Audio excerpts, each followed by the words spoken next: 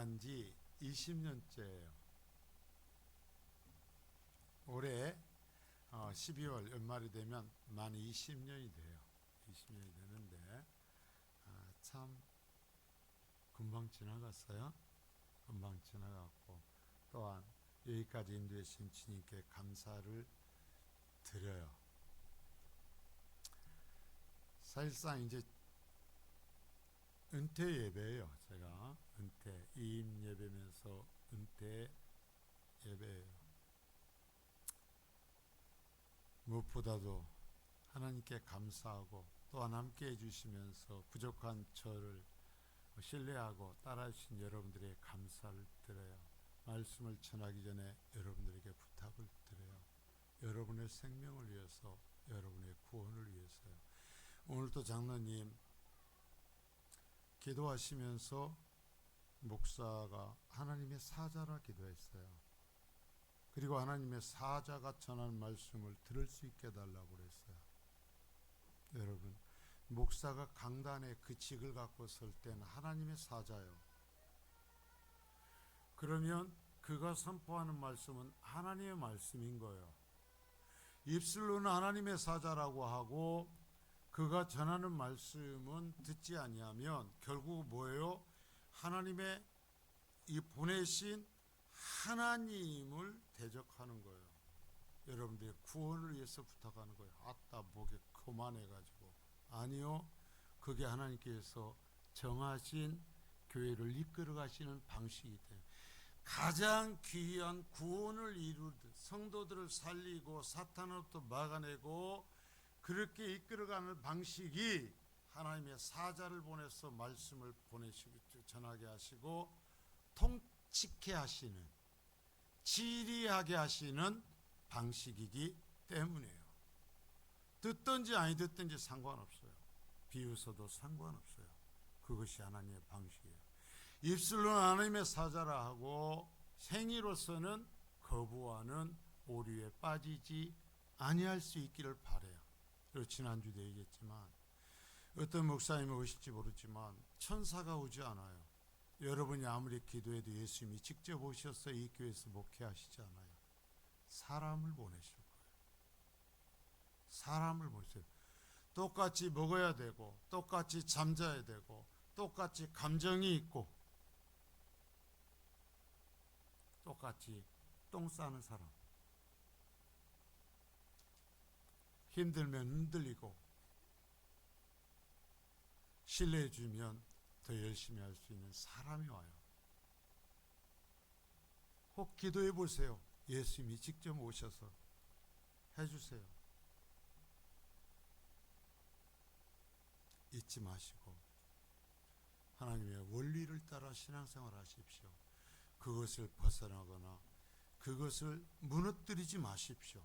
하나님의 방식을 무너뜨리지 마십시오.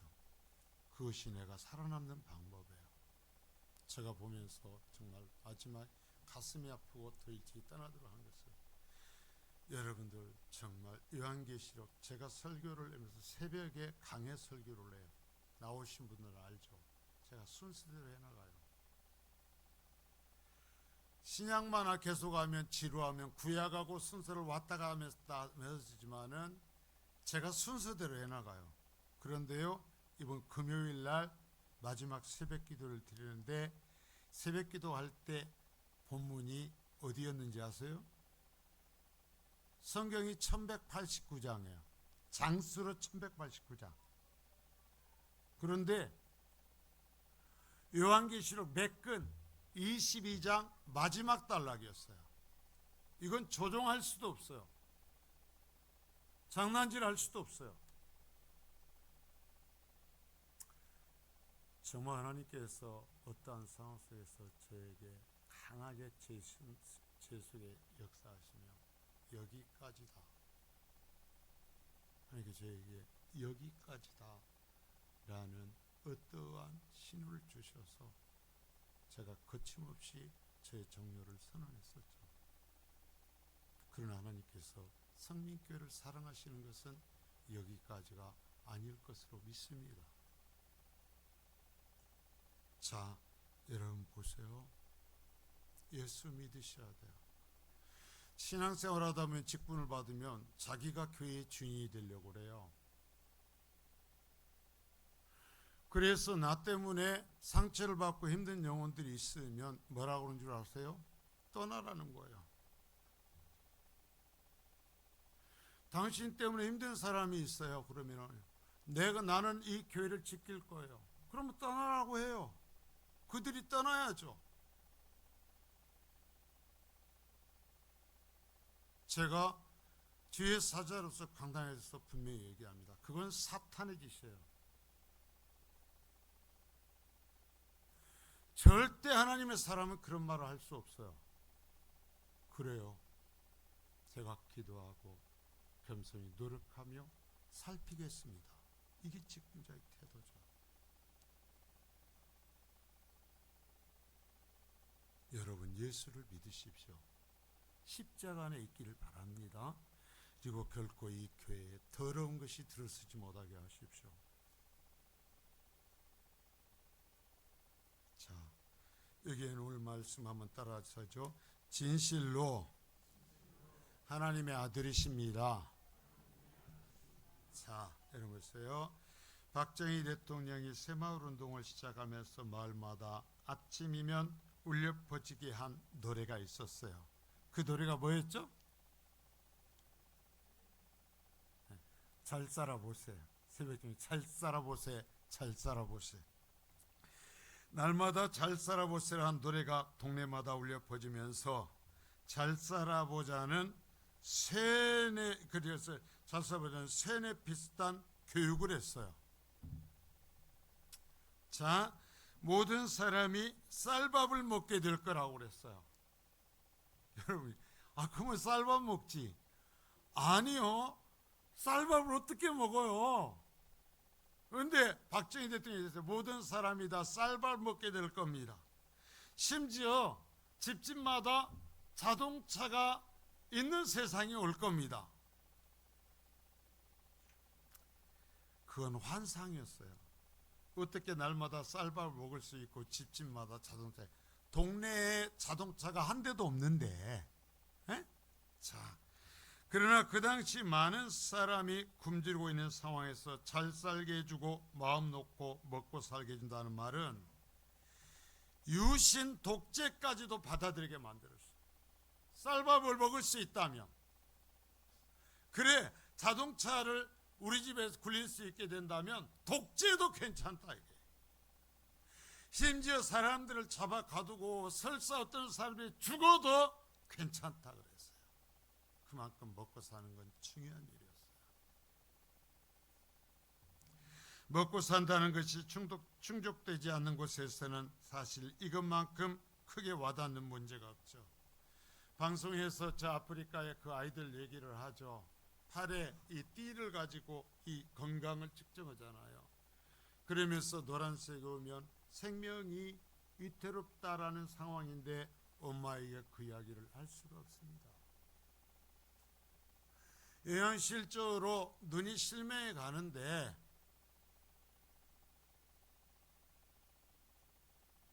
영양제 하나 먹으면 눈을 실명하지 않을 수 있는데 그것 하나 먹일 수 없어서 바라보면서 눈을 실명할 수밖에 없다.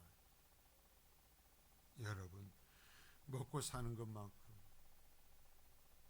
사실 사람의 욕심을 가진 우리에게 크게 와닿는 문제는 없어요. 아무리 예수를 믿어도 말이죠. 자, 그런데 이런 문제를 온전히 해결할 수 있는 능력이 있는 사람이 있다면 어떻게 생각할까요? 여러분, 대통령이 들어서고 정권이 바뀔 때마다 국민들이 우리나라 국민들이 최고의 소원이 뭐예요? 요구하는 게 뭐예요? 먹고 사는 거예요. 먹고 사는 문제 해결해 달라는 거예요. 그 안정시켜 달라는 거예요. 지금도 똑같은 거예요. 자, 우리는 예수님께서 어린아이의 도시락 하나, 보리떡 5개와 물고기 2마리를 갖고서, 물고기하여 고등어나 꽁치만큼 큰 게 아니에요. 피라미 새끼만한 것, 소금에 절인 거란 말이에요. 자, 그것 갖고 수만 명을 먹이시는 것을 바로 앞에서 봤어요. 예수님은 수만 명을 앞에 두시고 그 사람들을 먹이는 문제로서 제 아들의 인본주의적인 신앙을 지적하시고 신본주의적인 신앙을 보여주셨어요. 자, 그래서 오병이의 사건을 통해서 예수님께서 너희가 나를 믿으면 너희들의 이 땅에 모든 먹고 마시는 거, 입는 것, 집의 문제를 해결해 주겠다라는 것이 아니라 유일하게 네 개의 복음서에 기록된 이 기적의 사건, 표적의 사건, 오병이의 사건을 통해서 신분주의와 인본주의를 가르치고 있다 그랬어요. 그래서 인본주의는 이들이 굶는 것에 대한 책임을 피하고자 어서 돌려보내서 자신들이 사먹게 하자고, 간단하게 먹인다고 해도 200데나리온, 지금 같으면 2,800만 원, 근 3천만 원의 돈이 필요한데 그것을 어디서 사며 어떻게 먹이냐고 돌려보냅시다. 우리 힘으로 안 돼요. 우리 힘으로 안 되니까 하지 맙시다. 이게 하지 맙시다. 이게 이성적이에요. 이게 논리적이에요. 그런데 예수님 말씀에 그게 인본주의라고. 근데 신본주의는 말씀했죠. 예수님은 하나님을 믿는 너희가 이들을 먹여라. 너희가 먹이라 그랬어요. 분명히 보세요. 너희가 먹여라. 자, 제자들이라고 해서 우리와 똑같지 않은 다른 사람들이랑 똑같이 육신을 갖고 있고 한계가 있는 사람들이었어요. 그런데 예수님을 만나서 예수님을 믿을 뿐이었어요. 그러니까 너의 이성과 너의 지성과 논리로 말하지 말고 너희가 먹이라는 거예요. 너희가 먹여라. 그러면 어떻게 그 제자들이 먹일 수 있는가? 자, 여기서 말하기를 내가 있다라는 거예요. 내가 있다. 자, 따라서 나에게는 예수님이 있다. 이거 이 얘기예요. 네 능력으로 하는 게 아니야. 그러나 너에게는 내가 있어요. 내가 있으니까 너희가 먹이라는 거예요. 하나님이신 예수, 창조주이신 예수가 그들이 가진 문제를 해결해 주시겠다는 거예요. 성민교회에 얘기해요. 그래, 그 잘난 계산과 논리 이야기하지 마. 그건 인본주의야. 신분주의로 살아. 너희 힘이 연약한지 알아. 너희 수가 적은지 알아. 너희가 시골에 있는지 알아. 너희들이 나이가 먹었는지 알아. 그래서 그 방법으로 해서 하나님의 일을 가로막고 하나님의 일을 무너뜨리지 말라는 거예요. 나를 믿으라는 거예요. 그러면서 너희가 하라는 거예요. 힘이 없어도 하라는 거예요.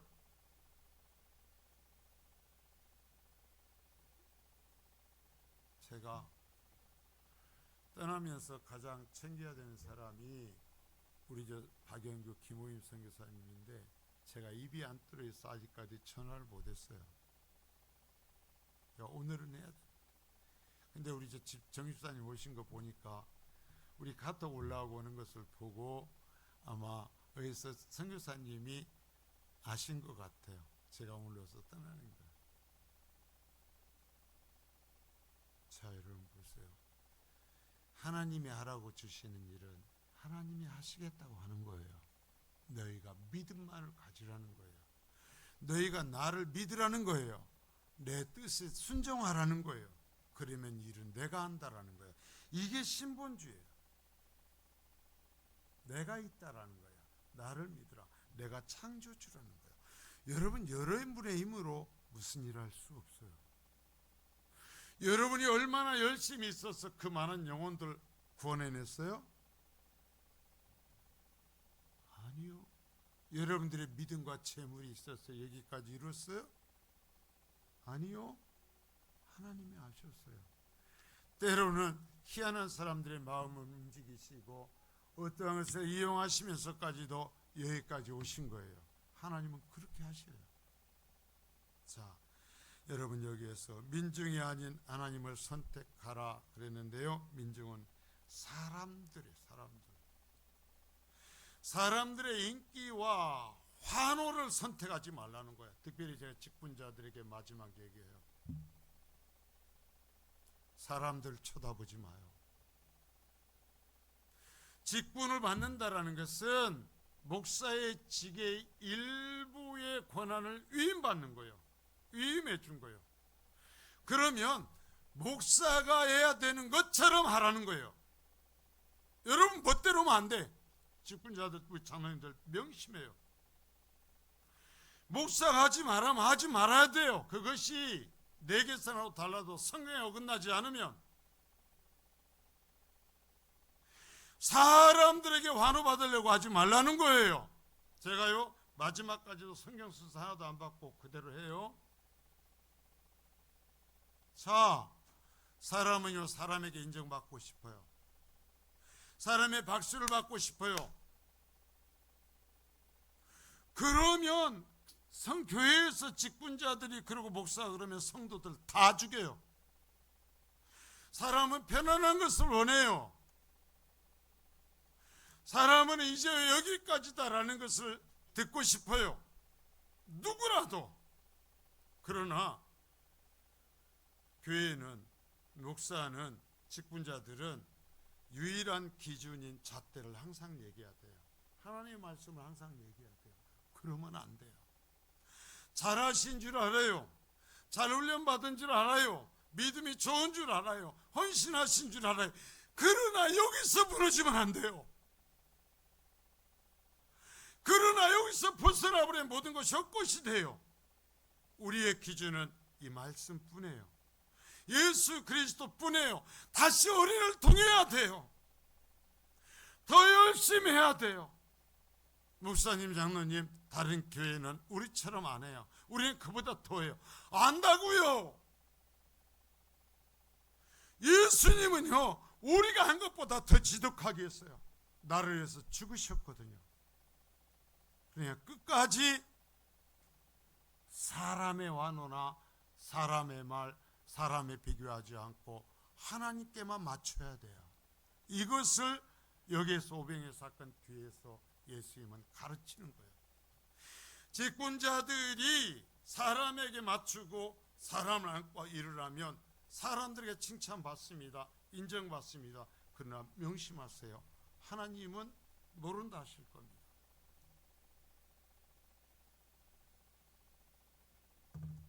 자, 생각해 보세요. 어린아이 도시 하나로 수만 명을 먹이실 수 있는 분이 자신의 선생이니까 이 지하들은 이제 걱정할 것이 없죠.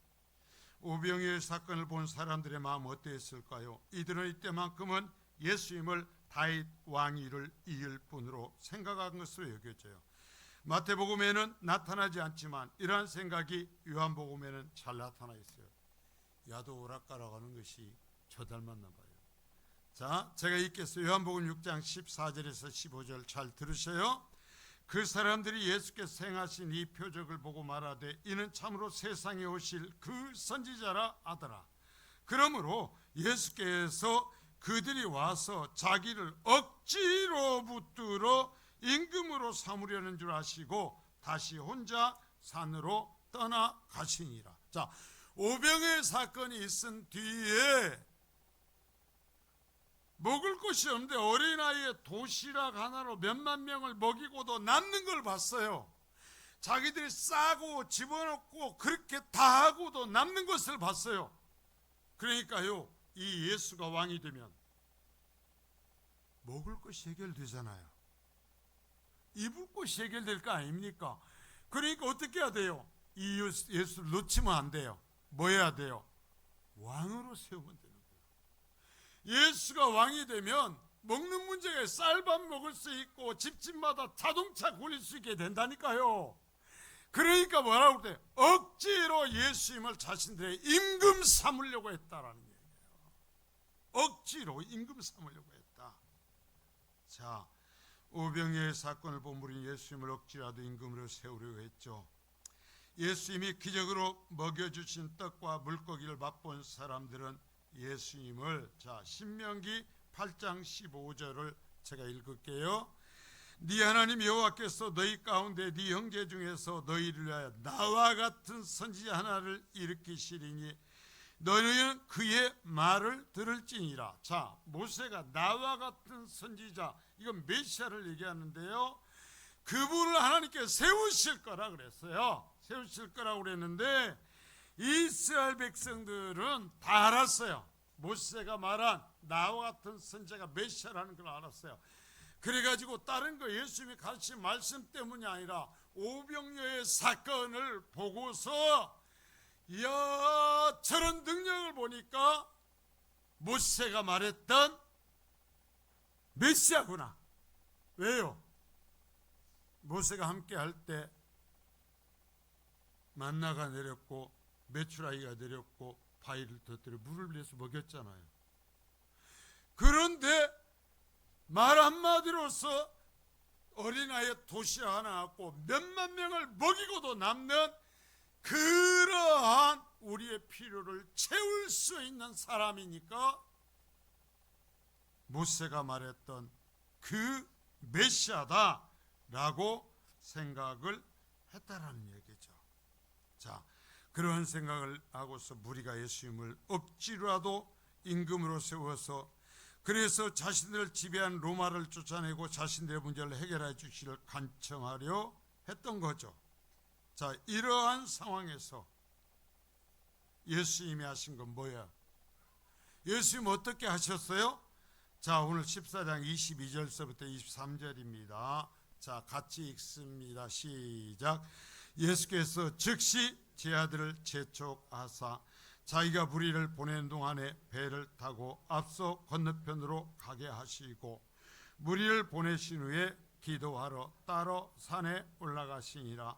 저물매 거기 혼자 계시더니, 자, 여기에 세 가지의 예수님의 행위가 나타나요. 가장 먼저 행하신 게 뭐예요? 보세요, 여러분 성경에 가장 먼저 행하신 게 뭐예요? 즉시 제자들을 억지로 예수님을 임금 삼으려고 하는 사람들을 떼어놓는 거예요. 그들이 말한 걸 못 듣게 하는 거예요.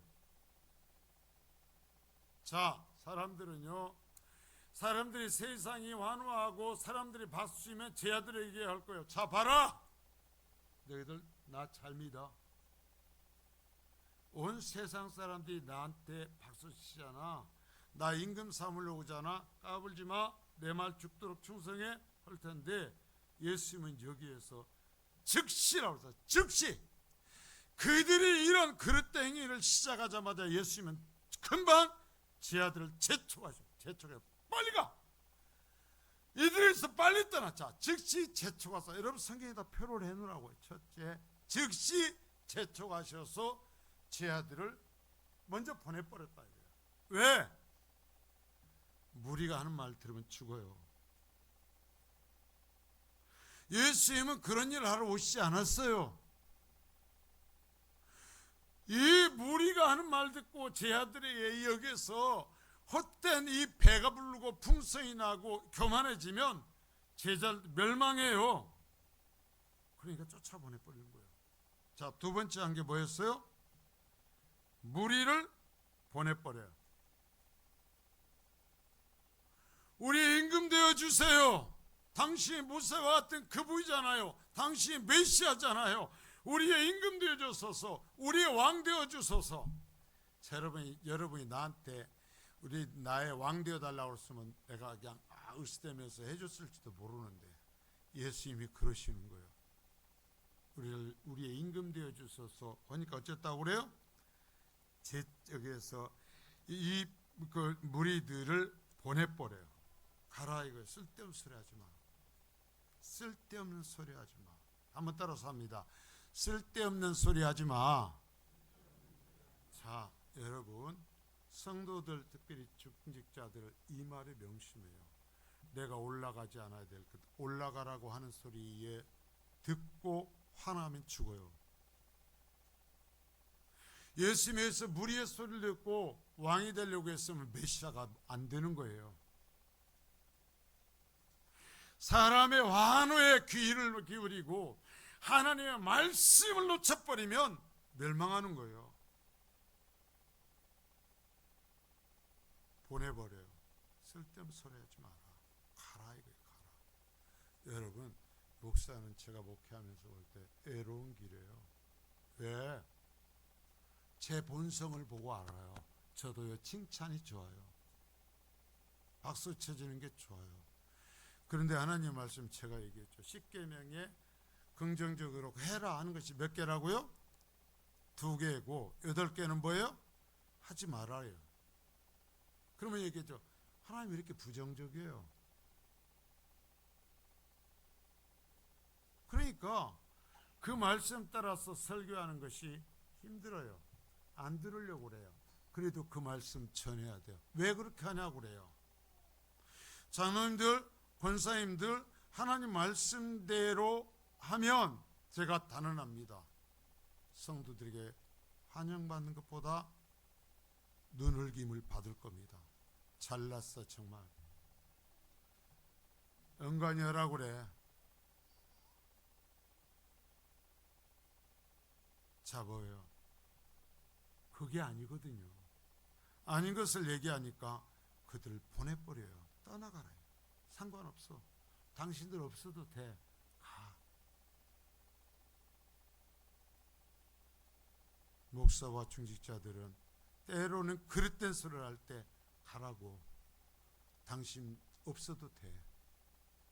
그런 말하는 당신 없어도 돼. 얘기할 수 있어야 돼요. 그래야 하나님의 뜻을 이뤄요. 그래야 하나님이 함께 하셔요. 자, 그리고 세 번째 뭐예요? 기도하러 따로 산에 올라가셨다. 혼자 하나님께로 가는 거예요. 여러분 정말 우리가 평생 잊지 말고 해야 되는 것은 하나님께로 가는 거예요. 여러분 내가 신앙생활하면서 얼마나 많은 사람이 모이는가, 얼마나 많은 사람이 나에게 박수를 치는가, 그것이 아니라 내가 하나님하고 통하고 있는가, 내가 하나님의 뜻대로 살아가고 있는가, 하나님이 나에게 옳다고 하시는가, 이게 중요한 거예요. 우리가 당신을 메시아라고, 당신이 우리의 왕이 되라고 하는 말이 예수님의 옳고 그름을 결정하는 게 아니에요. 예수님이 메시아 되는 것은 하나님께서 정하신 그 길을 하나님의 말씀을 따라 하나님의 손을 붙잡고 걸어가는 거예요. 목사가 바른 목사냐 아니냐, 중직자가 바른 중직자가 아니냐 하는 것은 사람들이 얼마나 박수를 쳐주느냐가 아니라 하나님하고 통하고 있냐, 하나님이 말씀하신 길을 가고 있냐, 이걸로 결정되는 거예요. 여러분 보세요. 교회 안에서 정말 하나님 앞에 충성하면서 헌신한 사람들이 많았어요? 그러지 않은 사람들이 많았어요?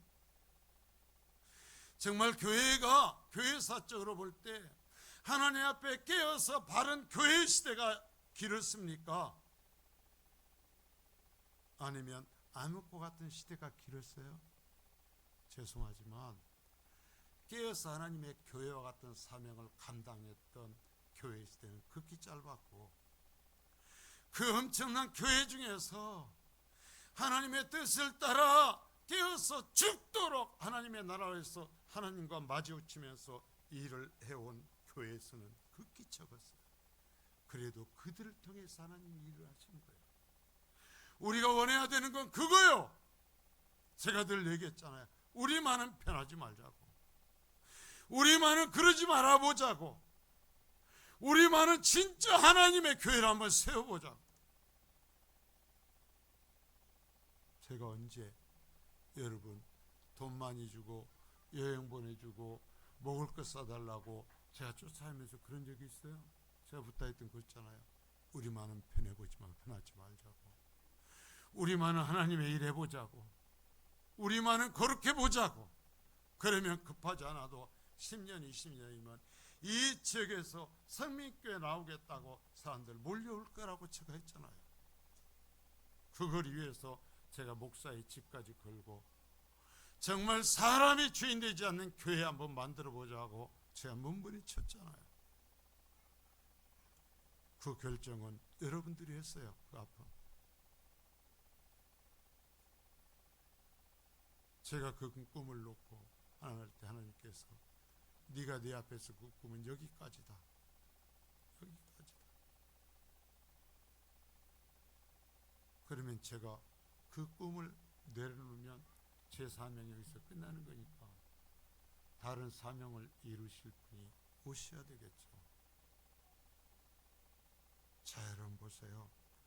정말 여러분 항상 잊지 말 것은 내가 하나님하고 만나고 있는가라는 거예요. 예수님도 하나님과 만나러 갔어요. 세상의 환호가 들려올 때 예수님이 그들을 보내고 제 아들이 그 소리 들을까 봐 염려해 제 아들을 보내고 나서 하나님을 만나러 갔어요. 하나님을 만나셔요. 여러분 하나님을 만날 때 주의하세요. 내가 하나님께 얘기하는 것이 아니라 하나님께서 얘기하시는 기회를 많이 드려요. 앉아서 하나님 말씀하소서. 내 삶의 모습을 보여주소서. 하나님께 하나님 내 모습을 보여주세요.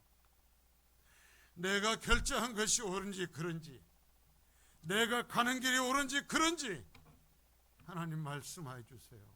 하나님이 말씀하셔야지 내가만 얘기하고 무슨 얘기 했는지도 몰라요. 그러니까 내가 주인 되고 하나님이 주인이 아닌 거예요. 하나님이 말씀하시는 그 관계, 하나님께 잠잠히 기다리며 구하는 관계가 될 수 있기를 바라요. 모세가 여러분 보세요. 시내산에 올라가서 모세가 하나님 앞에 몇 시간 며칠씩 주장했습니까? 하나님이 했습니까? 모세는 그냥 듣기만 했어요. 산에 있는 동안 모세는 듣기만 했어요. 모든 말씀은 하나님이 하셨어요.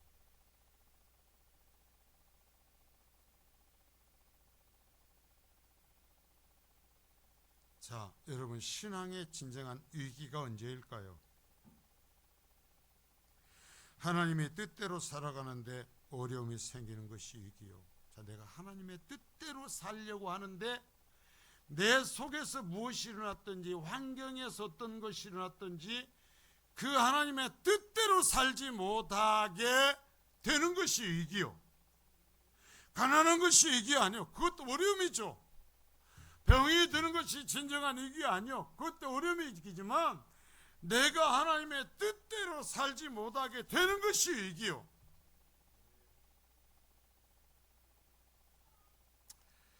자, 사람의 뜻이 하나님의 뜻을 대신하게 될 상황이 되는 것이 위기란 말이에요. 교회도 하나님의 뜻이 아니라 사람들이 모여가지고 사람들이 의논해서 결정하고 이끌어가는, 이런 정말요 회의가 능사가 아니요. 회의를 중심으로 하면 교회 무너져요. 잘 들어요. 회의를 무시하라는 게 아니요. 말씀을 중심으로 하나님의 뜻을 중심으로 하나님의 인도하심을 중심으로 가는 거예요. 광야에서 이스라엘 백성들이, 자, 구약의 얘기는 그냥 역사 얘기를 하려고 아니라고 그랬어요. 교회 시대의 성도들이 어떻게 살아야 되고 교회가 어떻게 해야 되는지를 가르치시함이라고 그랬어요. 이스라엘 백성이 광야길을 갑니다. 가보면은요 미쳐버릴 만큼 뜨거워요. 이스라엘 백성들이 갔던 길은요 사람이 기절할 만큼 뜨거워요. 낮이 되면. 그리고 저녁이 되면 나무가 없고 그냥 바위와 모래이기 때문에 저녁에는요 우슬 떨려서 견딜 수 없도록 추워요. 그러면 그 지내게 하는 과정을, 자, 모세가 70인 장로를 모아놓고 회의에서 결정했죠. 오늘은 여기서 쉬고, 여기가 환경이 좋지 않고 뜨거우니까 내일은 빨리 갑시다. 좀 시원한 데로, 물 있는 데로 계곡으로 갑시다. 그렇게 회의에서 결정했죠. 어떻게 했어요? 하나님이 구름 기둥과 불 기둥으로 들어 올리면 이동하는 거고, 아니면 그곳이 죽을 지경으로 떠가지고 머리가 벗겨질 지경에도 멈추고 있는 거예요. 이게 구약의 그냥 얘기가 아니라고 했어요. 교회에 대한 가르침이요. 광야교회라고 그래요. 그래서 이스라엘 백성들이 광야에서 있었던 그 시간을 광야교회라고 그래요. 신약교회와 연결해서. 우연의 얘기가 아니라는 거예요. 사람들이 회의에서 내리는 결정과 하나님의 결정이 다를 수 있어요. 뜨거워 죽겠는데 왜 거기 있으라고 하냐 이거예요. 인간의 지식으로는 빨리 벗어나야죠. 이러다 다 죽는다. 풀도 없잖아, 물도 없잖아. 그런데 아니에요. 하나님이 이제 움직여라 할 때까지 설사 죽을지라도 거기에 머무는 것이 선이고, 그것이 교회가, 성도가 따라야 될 길이에요. 한 번도 70인 장로고 회의에서 결정하지 않았어요. 제가 얘기가 회의를 무시하라는 것이 아니에요. 회의를 하고 절차를 따르지만 핵심은 뭐냐? 하나님의 말씀이 되고 하나님의 뜻이 돼야 된다는 거예요. 사람들이요 자꾸 얘기하면서 행복하다는 교회가 뭔지 아세요? 하나님의 뜻이 아니라 우리들이 원하는 것을 하는 거예요. 그러면서 재밌대요. 뭔 줄 알아요? 그래서 헌금회에서 자기 셀끼리 자기들이 먹으러 다니고 놀러 다니고 그래갖고 행복하대. 저하고 가장 가까운 형제 중에서도 그러한 교회를 다닌 분이 있어요. 그래갖고 행복하대. 정말 교회가 재밌대. 그래서 제가 그랬어요. 형님 왜요? 우리는 헌금의 일부도 셀이 써. 셀이 쓴다. 자기네 모임이 쓴다. 이래요. 그래갖고 우리는 우리 모임을 사업하는 사람들, 사업하는 사람끼리, 의사는 의사끼리, 장사하는 장사람들끼리 셀을 모아줘가지고 우리는 통하는 사람들끼리 함께 하면서 그래가지고 먹으러 달리고 뭐 골프 치러도 같이 가고 놀러도 같이 가지고 소풍도 같이 가고 해외여행도 같이 간다. 이게. 그래갖고 우리는 얼마나 행복한지 몰라.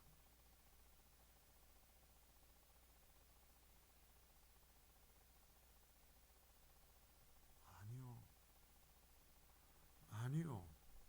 우리는 구원받았어요. 생명으로 구원받았어요. 그래서 생명으로 구원해 주신 주님이 우리의 생명을 걸고 내가 하고자 하는 일을 하라는 명령을 받았어요. 나도 생명 줬으니까 너희도 생명을 걸고 내 일을 하라는 명령을 받았어요. 그런데 자 해보세요.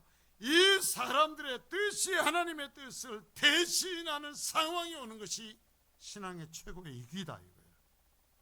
하나님이 원하시는 일 이제 그만해. 힘들어요. 우리가 이렇게 했잖아요. 다른 교회는 보니까요 셀 모여가지고 그렇게 재밌고 그렇게 신나요. 가보니까요 너무나 재미가 있어요. 그러니까 재미있으니까 더 큰 일을 할 수 있어요. 그게 교회가 아니란 말이요.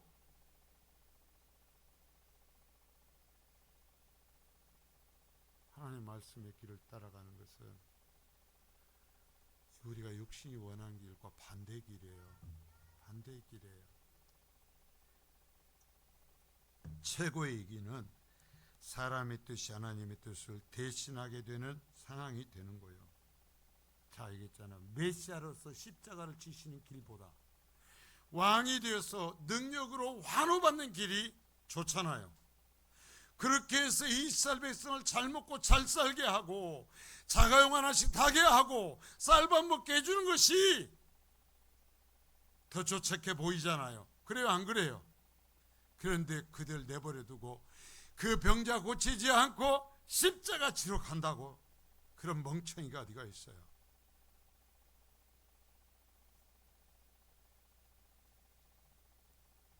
자, 이러한 이기에서 예수님께서 하신 게 뭐예요? 문제의 소지를 제거하죠. 그 예수님 공동체에서 소지를 그들을 떼어내버린 겁니다. 제자들이 그 소리를 듣지 못하게 하는 겁니다. 그들과 함께하지 못하게 하는 것입니다. 그리고 자신도 역시 사람이 말하는 것 환호를 잃어버리고 다시 하나님의 뜻을 들으러 가는 겁니다. 하나님을 대면하러 가는 겁니다. 자, 공생애를 시작하시기 전에도 40일 동안 금식 기도했죠. 십자가를 질 때에 가까웠을 때에도 예수님은 기도했죠. 마지막 십자가를 지시기 전에 기도하고 붙잡혔어요. 요한복음 17장 대제사장으로서의 마지막 기도를 겟세마네 동산에서 기도하시고 붙잡혔어요. 무슨 소리예요? 하나님을 다시 만나고 하나님의 말씀을 듣고 하나님의 뜻 안에서 나아가 붙잡혔어요. 멍청이. 그 능력이 있으면서 뭘라고 붙잡혀? 그 악한 자들을 불태워버리지, 뒤엎어버리지. 그래서 내가 메시아라고 얘기하고, 그래서 예루살렘으로 가서 성전을 뒤엎어버리고 하늘에서 불을 내려 태워버리고 대제사장과 바리새인과 서기관들을 천군 천사를 보내서 찢어 죽여버리지.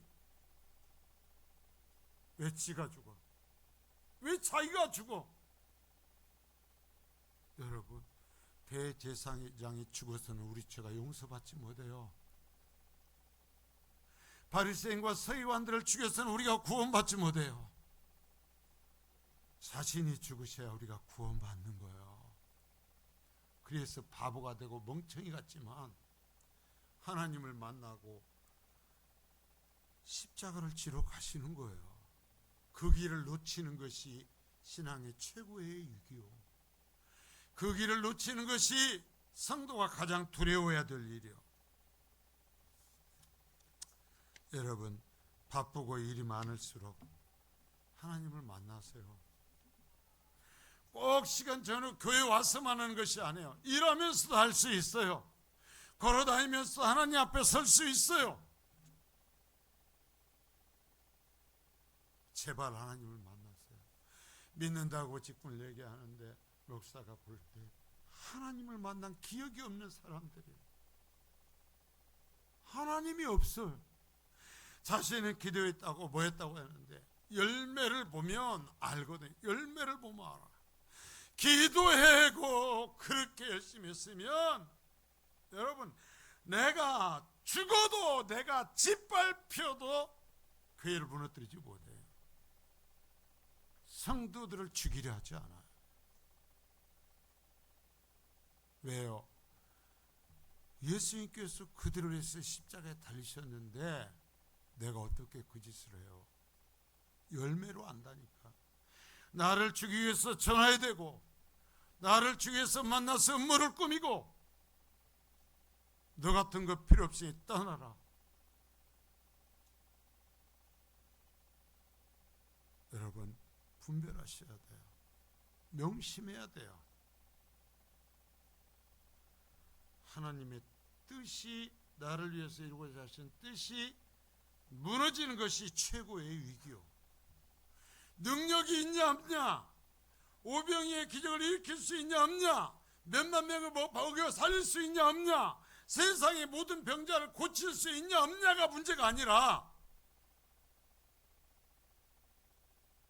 하나님 말씀하시는 십자가의 길을 걸어갈 수 있냐 없냐가 가장 중요하다 이거예요.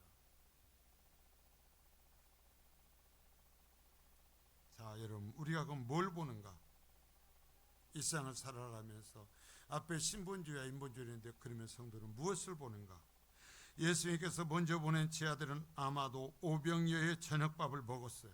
그들도 먹었고 초저녁에 배를 탄 것으로 여겨져요. 그러니까 사경은 우리나라 방법인데 새벽 4시부터 6시까지예요. 사경은 초저녁부터 갈릴리 호수가 그렇게 크지 않아요. 작지도 않지만, 근데 어두워질 때부터 배를 노를 젓고 갔어요. 이 사람들은 어부예요. 갈릴리 호수는 자기 손바닥보다 더 잘하는 곳이에요. 그런데 새벽 4시부터 6시 될 때까지 건너지를 못해요. 왜요? 하나님께서 이들에게 풍랑을 보내신 거예요. 감당하지 못하고. 자, 여기에서 자성해야 돼요. 사랑하는 제자들이잖아요. 이들에게 사명을 주시잖아요. 그런데 예수님은 왜 이 제자들에게, 자,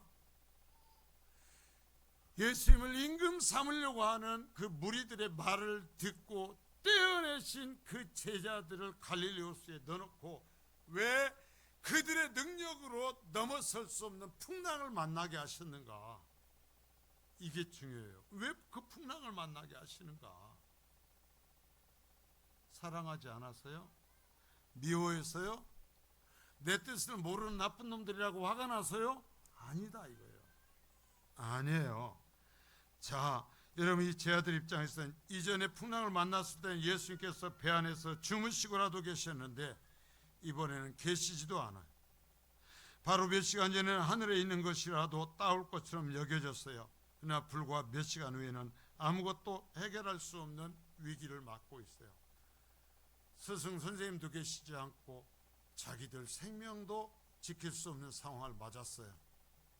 자, 예수님께서 왜 이런 위기를 주셨을까? 24절서부터 25절을 같이 읽습니다. 자, 시작. 배가 이미 육지에서 술이 나타나서 바람이 거스름으로 물결로 말미암아 고난을 당하더라. 밤 4경에 예수께서 바다 위로 걸어서 제자들에게 오시니, 여러분, 이런 성경을 보면서 그림을 그리고 보면 기가 막혀요. 이 상황 속에 여러분이 들어가야 돼요. 자, 이것은 우연이 아니다는 거예요. 예수님의 뜻이었어요. 예수님의 계획이었어요. 예수님의 고의였어요. 왜요? 예수님을 통해 세상적인 성공을 이룰 수 있다고 여기는 것을 깨뜨리기 위함이었어요. 예수님이 왕이 되시는 것을 바라는 그 생각을 깨뜨려 버리는 거예요. 너희들 저 무리가 한 소리 잃어버려. 그 소리에 붙들려 살다가는 내 제자 안 된다. 다시 생명의 위기를 겪으면서 세상을 창조하신 예수님을 보게 만드시는 거예요.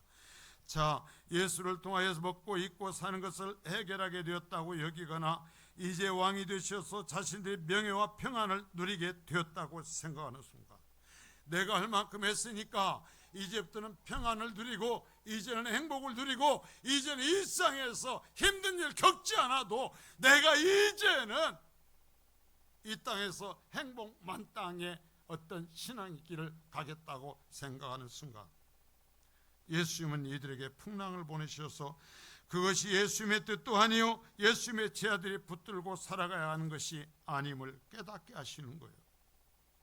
여러분, 지금 뭘 붙들고 있어요? 무엇을 보고 계셔요? 왕의 곁에서 여러분 그것에서 권세를 부리고 높임을 받는 것을 꿈꾸고 있어요. 직분을 받고 나니까 이제 성도들이 박수 쳐주고 성도들이 환호를 받는 것을 꿈을 꿉니까? 죽으라고 했는데, 썩겠다고 했는데 환호받는 것을 꿈꾸면 예수님은 풍랑 속에 밀어넣어 버리신다라는 거예요. 그걸 깨뜨리신다라는 거예요. 많은 사람이 예수를 통하여 얻는 것이 세상에서 먹고 살만해지는 것으로 생각하는 경향이 있죠. 제 아들이 예수님의 십자가를 보지 못하듯이 우리 역시 예수님의 십자가의 의미와 상관없이 살아갈 수 있다라는 거예요. 예수 믿는다고 하면서 예수님의 십자가와 상관없이 살 수 있다라는 거예요. 그리스도인에게는 내 몫에 십자가가 있어요. 그런데 십자가 없이 살 수 있다라는 거예요. 이 시대에서 십자가를 치라고 하면은 화를 내요. 분노해요.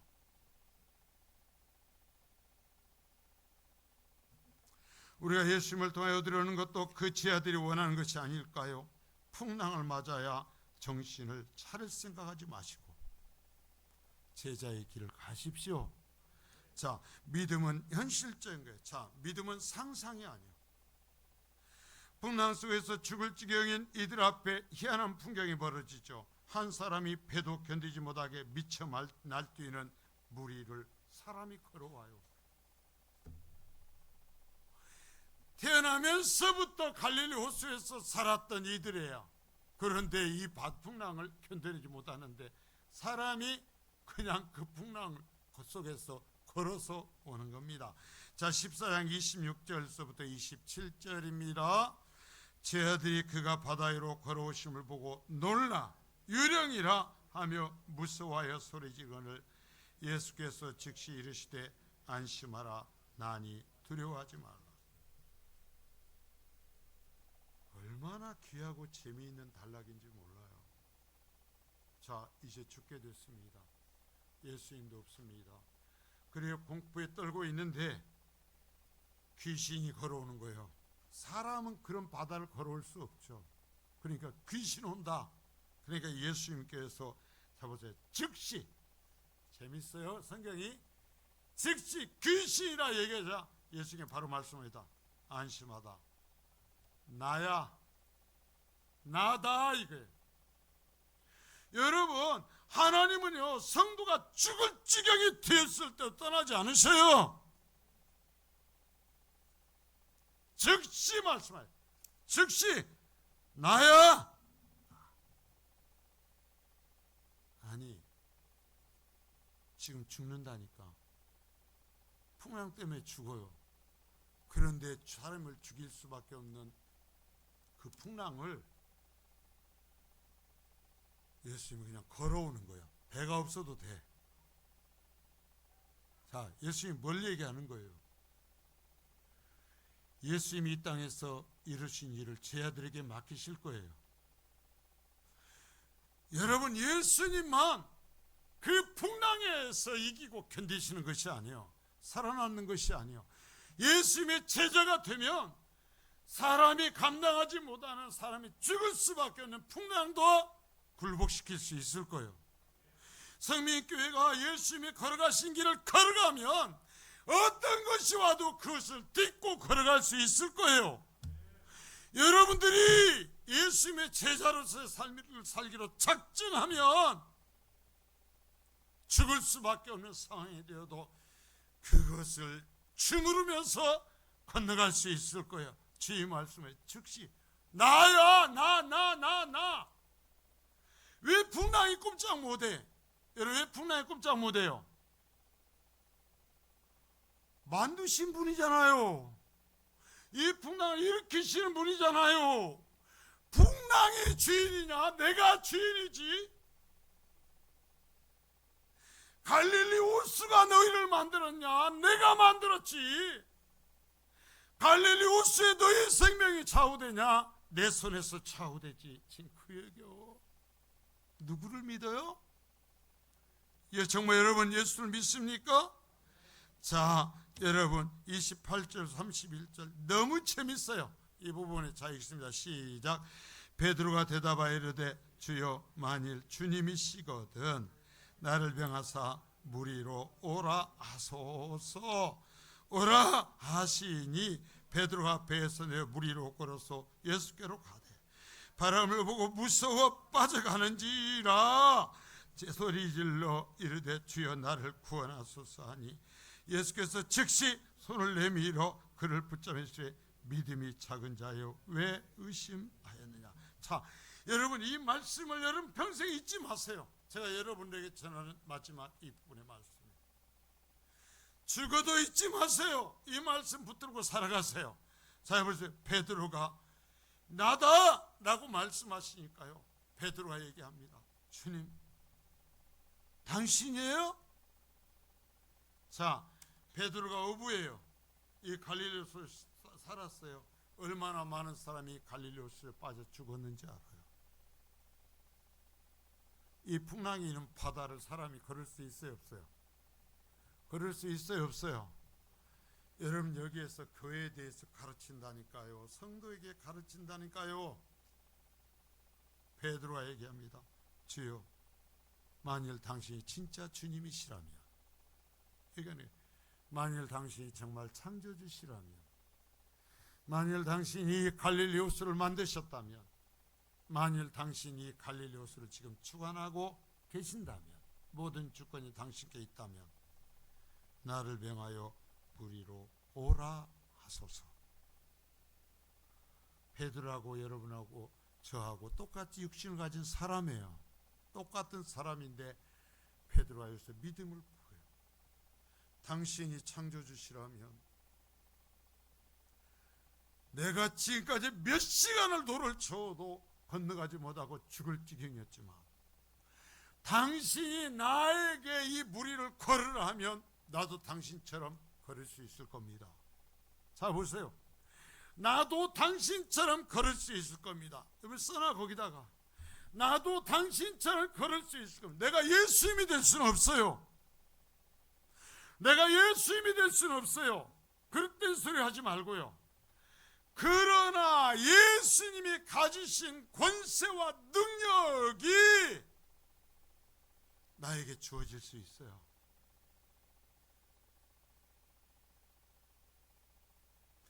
당신이 창조주니까 내가 육신을 가진 인간이고 이 풍랑을 이겨낼 수 없고 무리를 걸을 수 없는 자지만 주님께서 나에게 권세를 부여하셔서 너도 무리를 걸어라 말씀해 주시면 내가 걸을 수 있어요.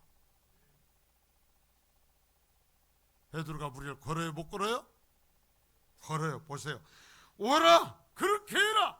너에게 내가 내 권세를 준다 말씀하시니 베드로가 배에서 내려 무리로 걸어서 예수께로 가더라. 어디를 걸어서? 지금 끝나고 와갖고 능지에 걸어가지 마요. 죽어요.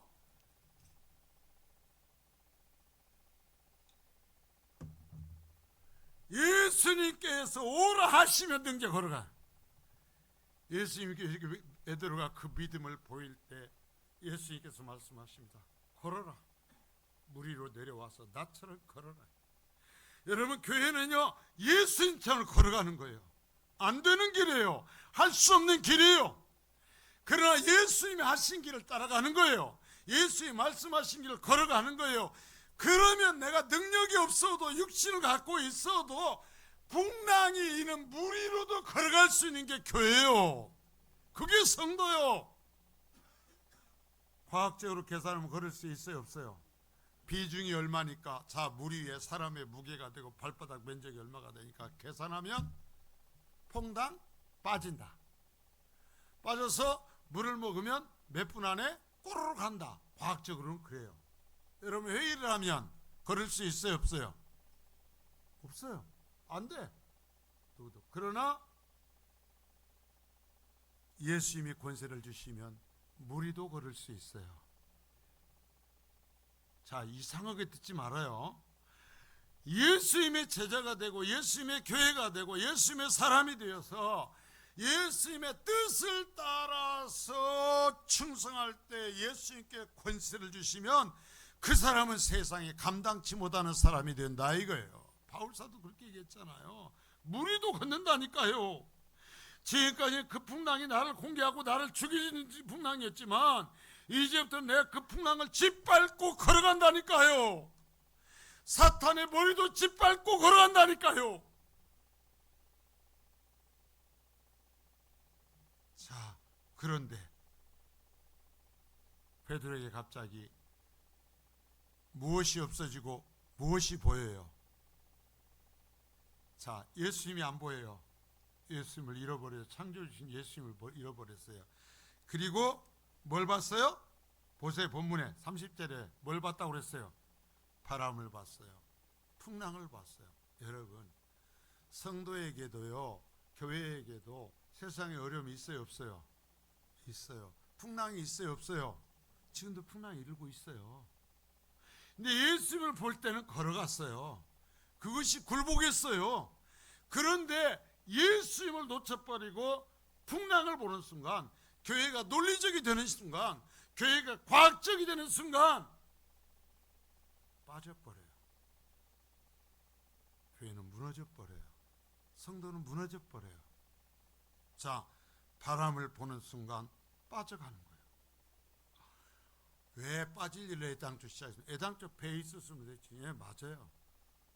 그러면 그 사람은 사도가 되지 못하죠. 하나님이 쓰시지 않죠. 죽지는 않겠지만 일상에서 먹고 마시고 차는 타고 다니고 아파트에서 살겠지만 하나님이 쓰임을 받지는 못하죠. 자, 무서워 빠는지죠. 그러니까 다시 주님께 소리합니다. 주여, 나를 구원하소서. 예수님께 또 즉시, 성경이 재밌잖아요. 바로 너 이놈의 새끼, 너 왜 그래? 내가 그렇게 말했는데도 거기서 나를 놓고 다시 풍랑 봤어? 고생 좀 해 임마. 물 좀 실컷 먹고 네 뱃속에 저 베드로 고기 두어 마리 먹고 나면 내가 건져주마. 그랬어요? 아니, 즉시 다시 주님을 향하여 도움을 구할 때 주님이 즉시 손을 내밀어요. 여러분, 내가 실패했다 생각하면 즉시 주님 앞에 회개해야 돼요.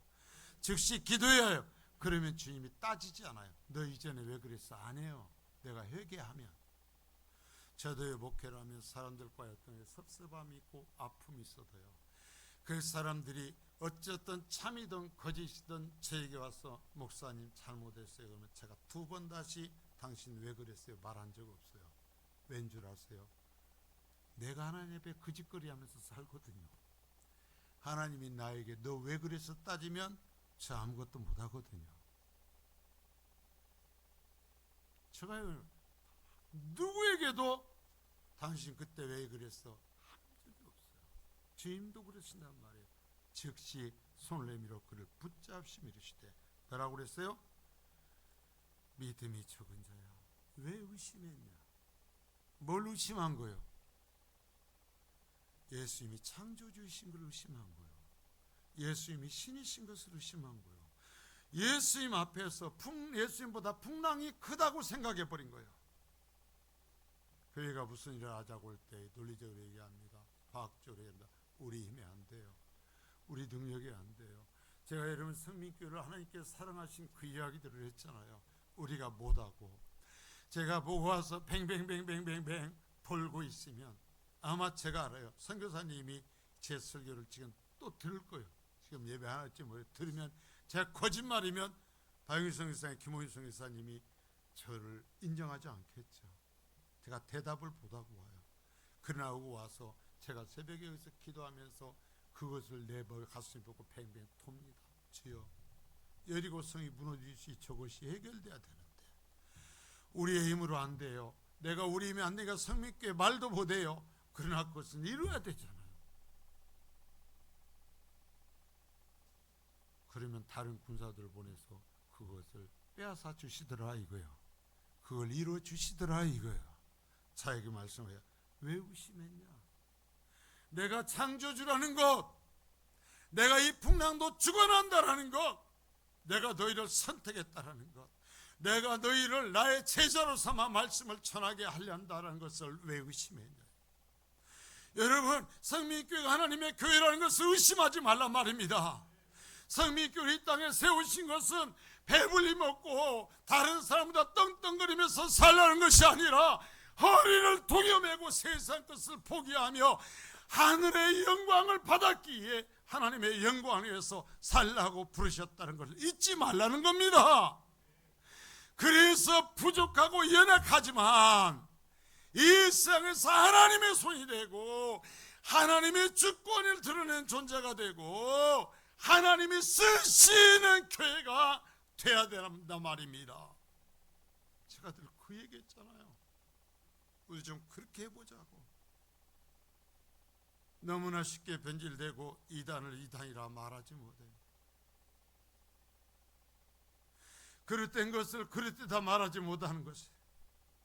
제가 이제 노예와의 지금 우리 저희 교회 관계 때문에 여기에서도 어떤 몇 분들이 계속 전화를 하고 필수적인 통화들을 했어요.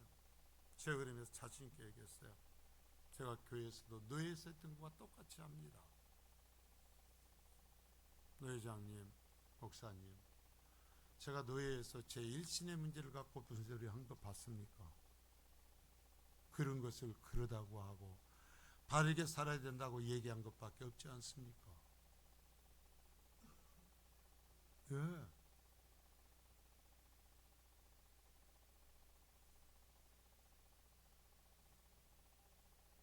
여러분, 성도는 하나님 앞에서 옳은 게 옳은 거고 그런 게 그런 거예요. 그 길을 가는 거예요. 그 길을 가는 거예요. 자, 여러분 보세요. 의심하지 마세요.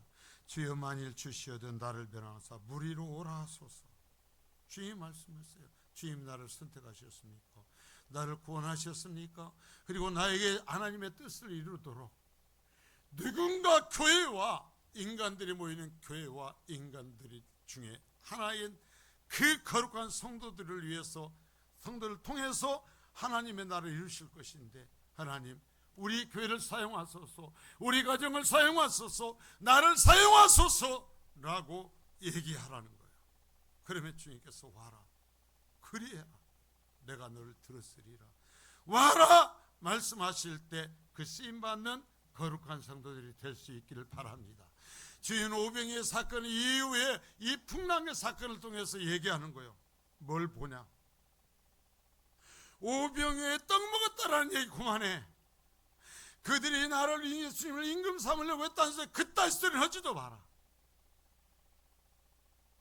나를 구원하시고 나에게 말씀하신 그분이 창조주야.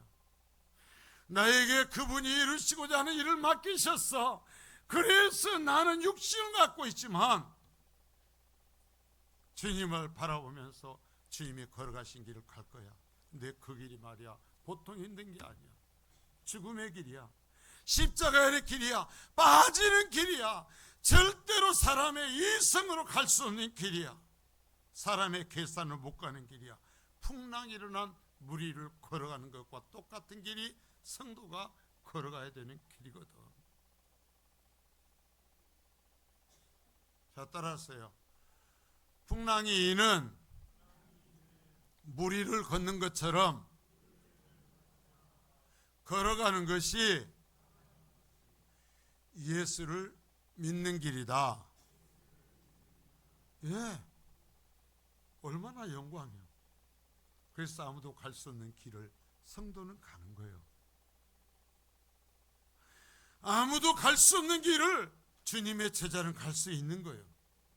표계를 위해서가 아니라, 표계를 통해서가 아니라 예수 그리스도의 권세를 통해서, 예수 그리스도의 권세가 성도에게는 함께해요. 풍랑이 그 앞에 굴복을 해요. 세상 사람을 무너뜨려요. 때로는 그 풍랑에 의해서 내가 예수를 믿고 주님의 일을 하다가 죽는 경우도 생길 수 있어요. 그러나 그것이 나를 멸망으로 이끌지는 못해. 그것이 나에게 굴복해요. 그 길을 성도는 걸어가는 거예요. 그게 성도의 영광이요. 풍랑이 없어서가 아니라 풍랑이 있는 길로 걸어가는 것이 성도의 영광이요.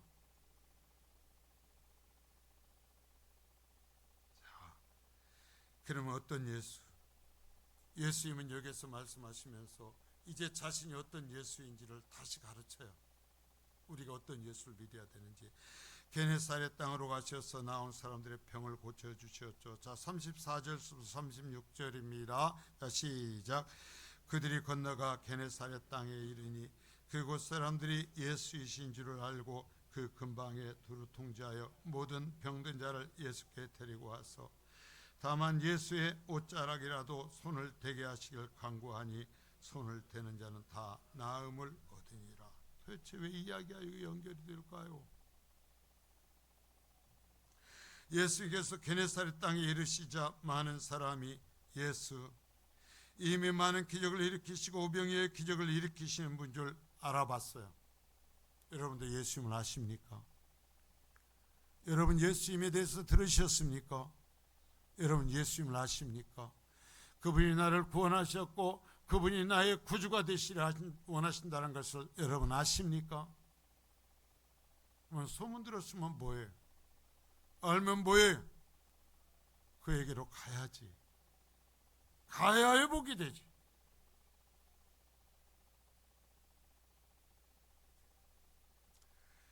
근방에 두루 통제하여 모든 병자를 데리고 옵니다. 그분이 오셨다.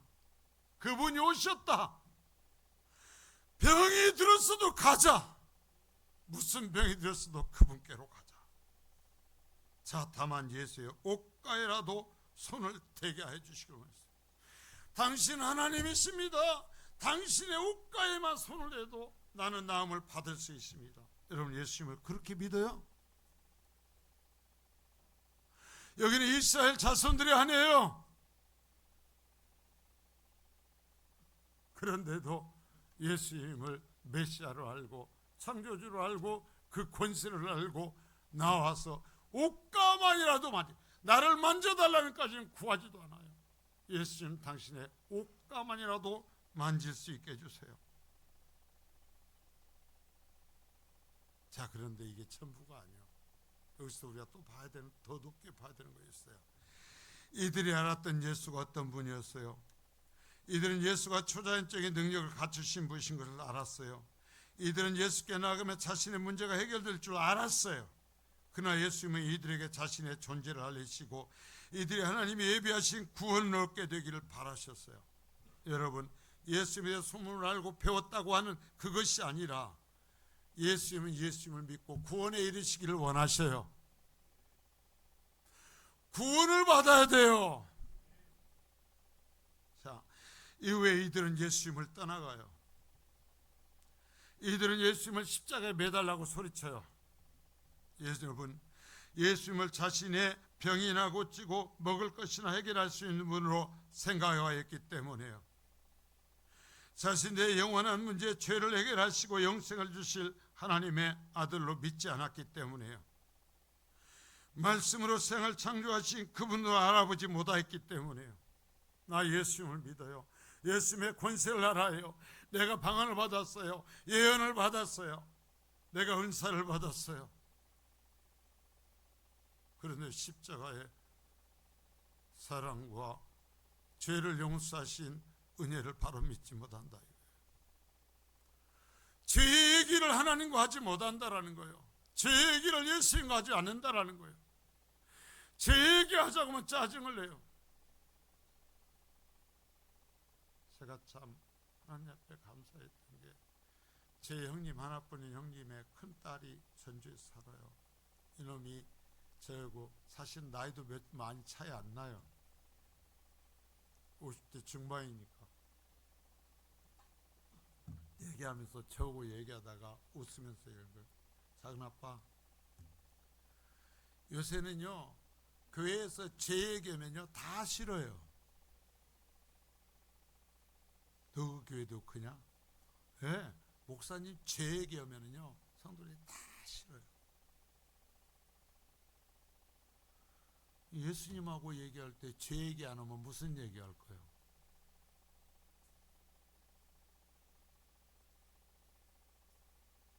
제 얘기하니까 듣기 싫다라는 거예요.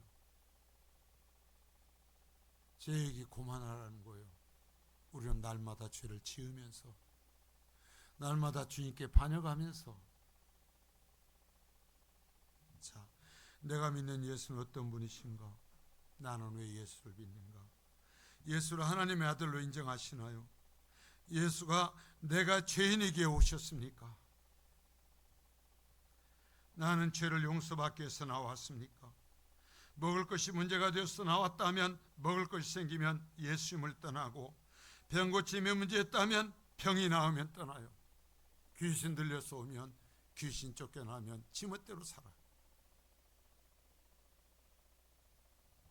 취업이 문제라면 취업이 되면 떠나고 돈을 사고 아파트를 사고 자녀의 결혼이 문제라면 그것이 해결되면 예수님은 필요가 없게 되어서 버리고 떠나는 거예요. 예수님은 오직 그분만이 나의 죄를 해결할 수 있는 하나님의 아들이신가? 이분만이 나를 위하여 십자가에서 나 대신에 죽임을 당하신 분인가? 이분을 놓치면 내가 지옥 가는가? 이 예수를 놓치면 내가 지옥 가는가? 그래서 우리는 이분을 그 무슨 일이 있어도 붙잡을 것인가? 다수결이 아니라 내가 원하는 것과 내 뜻이 아니라 하나님의 뜻에 맞춰서 오직 예수만 붙들고 살아갈 것인가? 이런 사람은 자신이 약하기에, 자신이 더러운 것을 알기에, 은혜가 아니면 내가 구원받을 수 없는 것을 알기에 어떤 것이 바뀌어도 주님을 떠나지 않아요.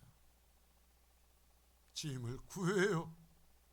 내가 가진 것이 적어도 주님께 드리며 주님의 권세를 의지해서 풍랑이는 물이라도 걸어가는 하나님의 사람이 되는 거예요.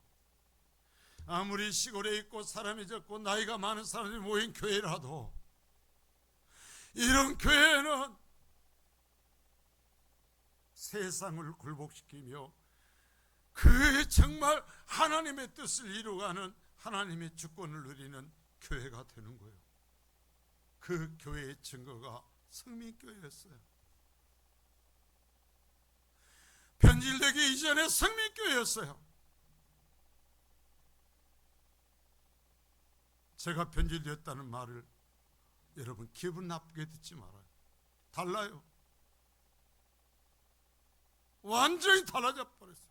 하나님 앞에 세약한 것을 잃어버렸고 하나님 앞에 충성했던 것을 잃어버렸어요. 회복하세요. 저 여러분들에게 마지막 들려줄 얘기가 뭐예요? 천국에서 만나자고. 풍랑이 있어요. 예수님을 만났어도요, 풍랑이 있어요. 베드로가 내려서야 되는 바다는요, 여전히 풍랑이 있는 바다요. 그래도 예수님과 함께하면 바다를 걸을 수 있고 풍랑을 바라보면 아주 죽는 거예요. 베드로가 나요. 베드로가 나요. 여러분, 십자가 앞에서 예수님을 만나십시오.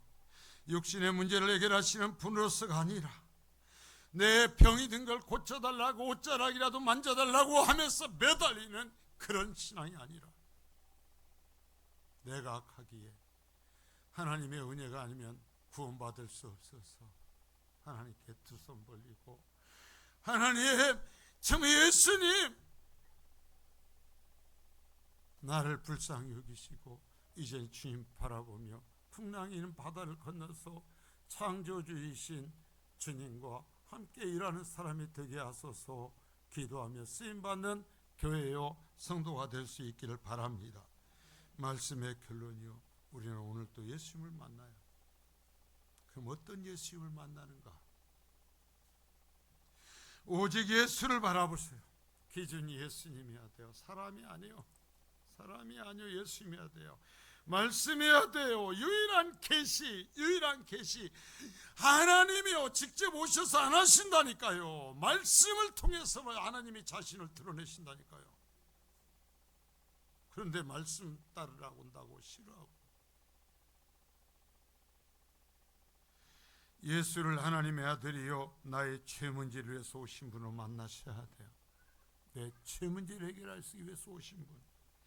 그저 예수를 예배에서만 만나고 기도에서만 만나고 교회 안에서만 만나고 삶에서 예수님을 만나지 못하고 동행하지 못하면 그 사람은 믿음이 없는 무리이지 예수님께서 말씀하신 구원에 이르는 믿음을 가진 사람이 아니란 말입니다. 병고침을 받았다고 해서 구원받은 것이 아니란 말입니다. 그러면 여러분의 인생이 바다 위를 걷는 인생이 될 거예요. 풍랑은 여전해요. 모든 사람이 다 두려워하는 환경이에요. 그러나 그 예수님을 믿고 예수님을 권세로 의지해 걸어가면 그 풍랑을 걸어가는 사람이 될 것입니다. 나의 능력으로 사는 것이 아니라 예수님의 능력으로 사는 인생이 되는 것입니다. 여러분의 인생을 그렇게 바꾸시기 위해서 예수님이 오셨어요. 자, 한번 따라서 하십니다. 예수님만이 진실로 하나님의 아들이십니다. 자, 다시 한번 예수님만이 나의 구주이십니다. 이것을 믿는 것이 진실한 구원에 이르는 믿음이에요. 이것을 예배할 때와 살아갈 때 믿는 것이 참 믿음이에요. 예수 믿으십시오. 성경대로 믿으십시오. 그리고 주님께 주시는 권세를 갖고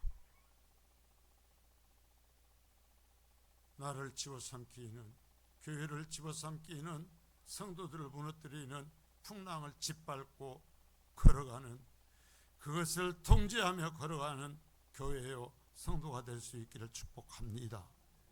아버지 하나님 감사합니다.